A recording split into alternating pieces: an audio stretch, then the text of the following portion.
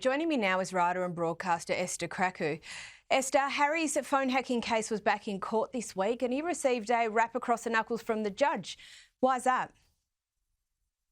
So the presiding judge over this case, Justice Fancourt, has found it bizarre that a lot of the messages and communications that the Duke of Sussex has had with his ghostwriter for when he was publishing his autobiography Spare has been deleted and completely wiped off the face of the earth, it would seem. And the judge finds this curious because there were obviously, he alleges, many text messages that were relevant to the phone hacking case, which he's suing the news group for, the news group which are the publishers of The Sun and now the defunct News of the World.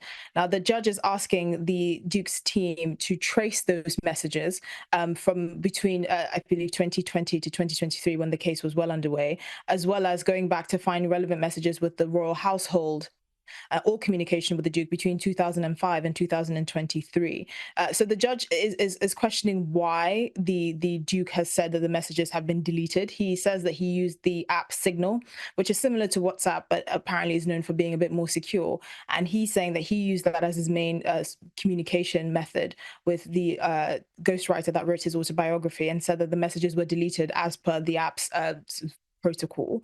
But the judge is not having any of this. He's saying that, you know, he needs to have all the communication with the ghostwriter for his autobiography, because he alleges that they would be very relevant to the case. The Duke's team is arguing that he has nothing to hide and that all the relevant sort of information and communication that he's had about the phone hacking case has been put forward, but the judge actually doesn't think that is true. Discovery of documents is incredibly important in these sorts of cases, and no wonder the judge has had a bit to say. But it's been a year, Esther, since Harry changed his country of residence to the USA. How do you reflect on that year? So the Frogmore Cottage, which Harry and Meghan stayed at when they were in the official residence when they were in the UK, still remains empty. We know that the king is trying to get his brother Prince Andrew to move into Frogmore Cottage, which is a lot smaller and has sort of lower maintenance costs as opposed to his current residence, which is massive.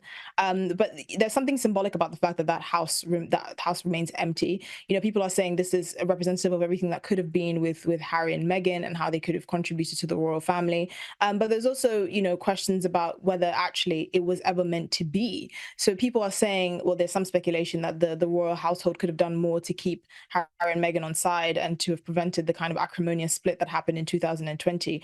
But, you know, in the time since, especially with the publication of Spare and their Oprah interview, there's greater speculation that actually there's not that much that could have been done. They were very adamant that it was, you know, their way or the highway. And the fact that they've gone ahead, particularly with the publication of Spare, to divulge all this, what we would assume is personal and private information of members of the royal family, would suggest that actually there were always a sort of a security and privacy risk, and that actually having them in the fold could have risked more than having them outside of it and kind of them releasing their own version of the story as they see fit, in the way that they currently have. So it's very interesting that the Prince Harry chose to date his official residency in the US as the date he was kicked out of Frogmore Cottage. I think he was trying to send a message, and it was very symbolic. But I think the bigger message here is the fact that it represents everything that could have been and is not and has been lost, and potentially represents what actually should probably have never been.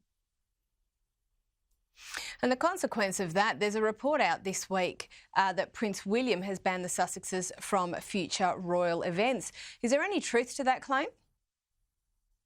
So there is a lot of speculation that Prince William has taken on the role of his grandfather in deciding who comes and doesn't come to royal events. I mean, we know that Prince Philip was famous for not inviting his daughter-in-law, Sarah Ferguson, to many royal events, particularly Christmas at Sandringham, because he didn't have a particularly good relationship. I think what this would indicate, though, is that Prince William is taking a more leading role in the direction of the royal family. We don't know how long his father has left with us. We know that he's not going to certainly serve as long as his mother did, and so he's trying to spearhead the direction of the royal family, and that will certainly mean that the sort of split between the Sussexes and the royal family would calcify and just probably remain permanent under Prince William, because he is first and foremost concerned about the privacy threat having the Sussexes anywhere near the royal family and the kind of information that they could divulge to the media.